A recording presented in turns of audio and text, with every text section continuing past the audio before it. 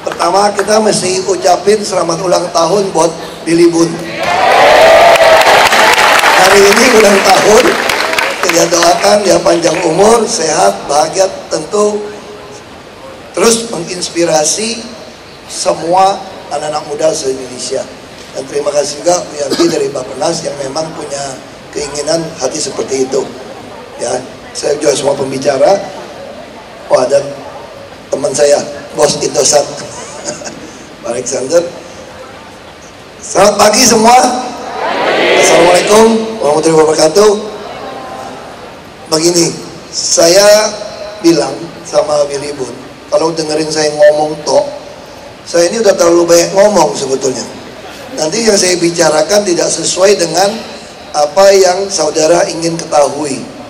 Nah, lebih baik saya bicara sebentar, nanti saudara-saudara boleh tanya saya apa saja yang ada dalam pikiran saudara, supaya ini akan membuat saudara tidak menjadi apa ya, kalau mau inspirasi itu memang harusnya Anda tanya. Anda kan pengen punya khayalan seperti ini, lalu lakuinnya gimana? Banyak sekali keinginan seperti itu. Nah, tentu kita masing-masing dari keluarga yang berbeda-beda. Saya dilahirkan di kampung kecil, Laskar Pelangi. Kebetulan bapak saya pengusaha, jadi dibandingkan tetangga-tetangga, rumah saya gede sendiri, besar sendiri, punya TV sendiri, punya kulkas sendiri, teman-teman nggak punya. Jadi waktu itu seperti itu. Nah, bapak saya selalu bilang, teman-temanmu lebih pintar dari kamu sebetulnya. Saya bilang, kok bisa Pak? Karena kamu bangun pagi sudah telur, ayam, mau makan susu, roti, coklat, keju, lengkap. Bapak saya itu dipengaruhi kerja sama Belanda. Jadi satu hari itu saya bisa makan martabak satu loyang bisa. Roti tawar satu bisa. Jadi tiap pagi makan nggak pernah tahu namanya cuci piring, timba air. Teman-teman kampung saya itu mesti timba air. Saya dari kecil hidup sudah pakai sanyo. Kita toilet udah bagus, udah punya mobil. Jadi bapak saya bilang, seandainya mereka semua punya kesempatan seperti kamu, saya yakin mereka semua lebih baik. Nah, ini model yang kita alamin. Oh ya, ada orang Belitung satu. Sekarang IBM bos. Jadi gini, saya waktu itu ya ada ya sama enggak. Waktu saya sekolah, ya juara 2-3 geser-geser sama teman saya. Bapak saya bilang dia lebih pintar karena dia mesti timba air, kadang-kadang makan cuma singkong, kadang nggak sarapan. Bapak saya bilang gini, coba kamu kalau ada 1 miliar bagi orang miskin di kampung, 500.000 saja. Waktu itu UMP yang 400 ribuan gitu ya. 2.000 orang selesai uang kamu. Lagi pula, emangnya kamu mau bagi 1 miliar sebulan? Kalau mau juga, di kampung kita 9.000 orang nih, 7.000 orang kegenjat mati dengan Ahok bagi 500.000, semua ngantri loh. Akan himpit-himpitan. Coba kamu jadi pejabat, kamu bisa membuat semua orang punya penghasilan 500.000. Itulah keadilan.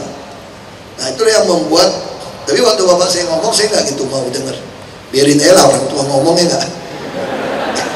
Jadi nasib saya memang nasib aja. Tahun 95 pabrik saya tutup karena mau tabokin pejabat, kira-kira gitu. Saya mau pindah-pindah ke Kanada, bapak saya bilang jangan ke Kanada, kamu di sini saja, rakyat butuh kamu. Saya sempat ngomong, aduh Pak, muka minyak babi kayak kita, apa yang dibutuhin Pak? Bapak saya agak marah waktu itu. Kamu percaya sama saya, satu hari rakyat pasti pilih kamu untuk memperjuangkan haknya mereka. Nah, itulah bapak saya meninggal 97. Ada kerusuhan Mei, saya juga putuskan tidak pergi, diam di tempat. Saya kasih nama anak saya pertama Nicholas. Nicholas itu singkatan kalau diterjemahkan Victories over People's Heart. Itu untuk mengenang kenapa saya tidak pergi. Saya harus memenangkan hati rakyat yang dimanipulasi oleh sebagian elit politik. Begitu dibodohin, begitu dijajah oleh orang-orang yang menjajah. Makanya saya mulai mengatur strategi. Bagaimana saya bisa masuk ke politik? Saya mau melihat pasar. Ini kayak dagang saja. Ini mungkin pengaruh sekolah MM itu ada gunanya. Tadi saya pikirnya MBA diganti MM, ya nggak apa-apa lah, MM lah. Daripada MBA, merit but available, atau by accident, bagus juga. MM bagus dong, bisnisnya MM-an, kira-kira gitu ya. Ya udah aku terima aja lah. Kalau nggak aku keluar tuh kuliahnya.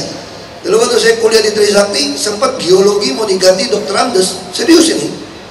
Pertama kan FTM, Fakultas Teknologi Mineral. Satu hari dekannya masuk. Ini geologi ini kayaknya mau dikategorikan ilmu bumi. Jadi mau diganti dokterandes. Saya langsung angkat tangan. Pak, pindahkan saya ke mesin, Pak. Kenapa? Karena bapak saya tugasin saya insinyur, bukan dokterandes. Saya mau pindah ini.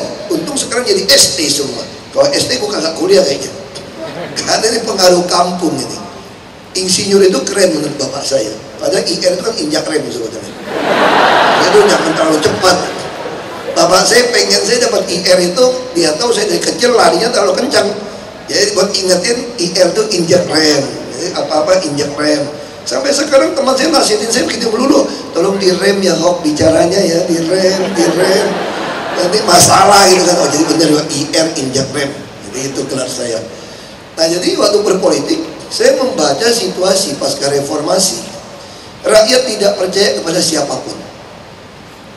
Jadi kita mau masuk kemanapun, Anda mau mulai sesuatu harus baca situasi. Kira-kira seperti itu. Rakyat tidak percaya siapapun. Anda mau kiai, mau pendeta, mau pastor, mau profesor, mau aktivis, dia bilang apa? Udahlah, udah jadi pejabat pasti berubah. Itulah pengalaman reformasi 98. Sebenarnya ada teorinya, ini teori Abraham Lincoln, presiden ke-16 Amerika. Karakter seseorang baru teruji kalau dikasih kekuasaan. Nah, berarti saya ngerti nih, rakyat nggak percaya siapapun. Kalau saya mau jadi pejabat, berarti saya mesti punya panggung kekuasaan untuk mempertontonkan karakter sejati saya. Bahwa saya tidak korup, saya tidak terima suap, saya tidak berpihak. Ini kan kalau cuma ngomong, udah nggak percaya. Nah, di mana cara masuknya? Saya mulai berpikir panggung politik termurah dan termuda adalah DPRD tingkat 2. Saya ditawarkan ke DPR RI oleh PIB, ikut partai juga sembarangan kok waktu itu kok. Mau nggak gabung partai? Nggak. Partai apa? PIB. Oh cocok juga ya, partai ikut Basuki. Oke, aku ikut. Yang penting ada partai. Ini udah butuh kendaraan kan? Nah di situ ceritanya. Saya begitu masuk ke DPRD. Nah sekarang udah tahu masuk gimana cara mendidik pasar kita untuk bisa mengenali produk kita yang berbeda. Karena zaman itu semua orang nyogok, baksos, kasih makanan, kesehatan. Saya datang, saya bilang enggak. Saya cuma kasih kartu nama. Misalnya kalau orang suka beragama, hanya sejauh doa. Ini hanya sejauh SMS ke saya. Anda punya kebutuhan, ini nomor saya. Saya bukan tipe politisi tempel-tempel spanduk, kagak ada alamat, kagak ada email, kagak ada apa. Habis itu hilang. Ini nomor yang saya kasih asli punya saya. Anda mau pilih-pilih, nggak mau pilih udah. Aku cuma ngelamar kerja kok sama kamu kok. Akibatnya apa? Hanya 300-an yang pilih saya. Nggak apa-apa, kan kita cuma dapat kursi aja sisa kan. Partai dikumpulin, dulu berhasil di DPRD. Waktu DPRD tingkat 2 itu permainan dimulai. Semua yang nyogok didatangin pada kabur. Saya mah santai aja, kalau datang minta duit, bukan pemilih saya. Karena pemberi yang minta duit udah gue usir kemarin, betul nggak? Jadi kita membedakan pasar kita gampang banget. Nanti lama-lama yang tidak milih kita waktu datang, kita udah DPRD kan, kasih kartu nama lagi, ada masalah kita urusin. 7 bulan saya kerja kayak begitu, langsung mereka bilang, Pak, Bapak jadi bupati kami saja deh Pak. Saya bilang mana bisa, bupati dipilih oleh DPRD. Dan tempat saya 93% itu muslim. Fraksi Bulan Bintang menguasai DPRD 55%. Orang gereja cuma 0,8%. Orang Tionghoa kira-kira 6% lebih. Kalau pakai hitungan politik, kagak maju. Tapi saya percaya kalau rakyat kita sampaikan, ini produk yang beda. Saya bukan mau jadi pejabat. Aku cuma mau balas dendam mewakili kalian, sikat itu pejabat. Kira-kira gitu. Ini message-nya masih jelas ini. Sampaikannya jelas. Pak, kita beri Bapak karena Bapak udah kaya dari kecil. Oh enggak dong, kaya kan di kampung. Gue pengen, kalau orang kaya lebih parah gitu. Saya pengen beli Hondanya merek helikopter Honda. Kalau orang miskin cuma pengen beli Honda Tiger tuh motor gitu. Makin kaya makin parah. Apalagi saya kan dibilang kafir salah gue bilang. Jadi kita mau didik mereka untuk mengerti. Dan lama-lama mereka bilang, udah Pak maju. Gak bisa. Tahu-taunya ada putusan pilkada langsung. Nah, kenapa mereka percaya sama saya? Waktu saya jadi DPRD, masjid-masjid yang terbengkalai, yang dijanjin politisi-politisi kagak dibangun setelah pemilu, saya ikut urunan. Inilah yang saya katakan, ketika Anda mau berbuat baik kepada orang, Anda tidak boleh ada pamrih. Kalau saya ada pamrih mau jadi bupati karena bantu masjid, saya bantu nggak bantu, karena nggak ada pilihan langsung waktu itu ya. Tapi ketika saya dengan tulus membantu, hanya pengen lihat masjid itu bagus, jadi tahu-taunya ada pemilihan langsung. Oh, selesai partai-partai yang makanya 5 pasang, saya langsung terpilih jadi bupati 37,13. Padahal waktu itu syaratnya hanya 25. PBB bulan bintang hanya 21%. Nah, inilah perjalanan ketika saya jadi bupati, saya mulai mewujudkan keadilan sosial tadi. Apa keadilan sosial? Ini adalah pendidikan. Saya kira saudara juga harus banyak membaca buku-buku, baik filsuf-filsuf atau cerita nabi-nabi atau orang sukses yang lama, supaya Anda tahu kira-kira polanya mirip. Tapi ajaran bisa contoh. Konfusius mengatakan apa? Kalau ada pendidikan tidak boleh ada pengotakan. Bahasa Mandarinnya bagus, yu jiao wu lei. Jadi kalau ada pendidikan, yu itu ada, jiao pendidikan, wu itu tidak ada, lei itu pengotakan, nggak ada diskriminasi. Jadi kalau kita negara mau maju, Anda nggak boleh ada diskriminasi bidang pendidikan dan kesehatan. Mari kita keluarkan BPJS, dulu istilah KJP, KJS, Kartu Jakarta Pintar, Kartu Jakarta Sehat. Sampai sekarang tahun ini kita mau kasih kuliah untuk yang masuk perguruan tinggi negeri. Lalu yang kedua, ajaran Konfusius yang itu, kalau kepalanya lurus, bawahnya tidak berani, tidak lurus. Makanya ada pemilihan langsung oleh rakyat, ini ada kemungkinan mendapatkan kepala yang lurus. Yang ketiga, baru saya mau jalankan ini, ketemu BPN Pak Sofyan Jalil yang sepaham sama menteri. Ini menarik. Saya yakin waktu dagang tempo hari di Tiongkok, semua produk dagangan ditempelin lambang ada hurufnya. Kenapa gue beli sutra lu, beli gentong lu, kendi, keramik, kok ditempelin huruf ini? Ini huruf apa ya? Itu pasti huruf Fu, hoki. Semua huruf Fu, mau kawinan, mau apa, tempelin Fu. Ini artinya apa? Huruf Mandarin itu per karakter ada arti. Fu itu bawahnya adalah lahan, ladang, kotak. Kotak itu tian, tian itu ladang sawah. Artinya kalau saya terjemahkan, kalau orang mau hoki, mau punya rezeki, Anda harus punya lahan. Sekarang bisa nggak seluruh rakyat dapat sertifikat hak milik? Mahalnya minta ampun tuh BPN urusnya, betul nggak? Orang kalau gaji pas-pasan di Jakarta 20% lebih, orang nggak bisa bikin sertifikat. Makanya saya minta BPN sekarang harga resmi berapa? Hanya 292.000 sekian rupiah. Udah bilang 300.000, orang dapat sertifikat. Lalu bayar pajaknya gimana? Biaya perolehan hak tanah bangunan BPHTB. Udah yang 2 miliar saya gratiskan karena itu haknya gubernur, supaya dia bisa punya sertifikat. Saya yakin punya sertifikat ini akan membuat dia mampu berusaha, mampu memiliki dasar seperti akta lahir. Nah, cara berpikir inilah yang kita pakai untuk menganalisa situasi masuk, dan kita adalah produk. Kita ini showcase, etalase untuk mempertontonkan kuasa transformasi.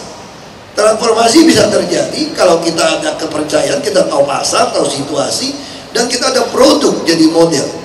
Nah, kalau kita berpolitik, saya adalah produk. Kenapa saya mau datang ke sini? Saya berharap saudara-saudara sini ada yang pengen jadi bupati, wali kota, gubernur, bahkan presiden satu hari. Makanya saya datang untuk memprovokasi. Karena kalau saya jadi profesor mesti ngajar sekian jam, nggak bisa, bukan S3 lagi. Jadi kalau jadi provokator, panggilannya prof juga dah. Enak juga, prof. Ya kira-kira gitulah. Jadi tugas saya pagi ini memprovokasi saudara-saudara. Kalau orang baik tidak mau masuk ke politik, maka orang tidak baik yang akan berkuasa. Makanya ketika saya memutuskan itu, saya harus masuk. Saya masih ingat waktu masuk, nenek istri saya bilang begini, suamimu pasti miskin masuk politik, korupsi kagak mau, terima duit kagak mau. Terus saya bilang sama istri saya, bilangin nenek lu, gua lebih kaya setelah jadi pejabat. Istri saya, kok bisa? Karena sekarang bantu orang kagak sekolah, sakit segala macam, semua pakai APBD. Lalu kita punya sukacita, hidup ini apa sih yang kita cari? Anda cari karir, sukses, Anda kan dalam hati pengen cari sukacita sebetulnya. Sampai ke tempat hiburan semua, bukan kebahagiaan, kesukacita. Bahasa Inggrisnya joy, not happiness. Joyful, itu lebih tepat mengungkapkan. Manusia itu paling penting itu, Anda itu apa? Overwhelmed with joy. Anda datang kemana, ketemu siapa, bekerja apa, menerima kesuksesan apa, itu baru top. Kalau Anda overwhelmed with joy, itu penting. Nah, saya katakan joyful yang saya punya sekarang melebihi ketika perusahaan saya untung 150.000 US dollar per bulan ketika dolar lagi tinggi-tingginya. Kenapa? Dulu 150.000 nggak bisa bantu orang 1M kan tiap bulan. Sekarang filantropis dunia pun saya kira kalah sama saya. Saya bisa kasih subsidi bus dari Tangerang, Bekasi, Depok masuk Jakarta hanya 3,5 naik bus. Saya subsidi 3,2 triliun. Nggak bisa filantropis kasih tiap tahun. Kita kasih KJP berapa? 2,4, 2,6 triliun. Kita buat semua orang sakit tinggal masuk lahir dapat akte lahir. Anda filantropis terkenal di dunia pun bantu 1 juta US dollar 13 miliar udah iklan kemana-mana. Anda 100 juta US saja baru 1,3 triliun. Saya jarang dengar filantropis dunia menyumbangkan tiap tahun 100 juta US dollar. Paling 1 juta, 2 juta udah sombongnya bangga lah. Saya pernah ngundang filantropis dunia Eropa, Amerika makan sama saya sebagai gubernur. Saya jamu makan di Jakarta.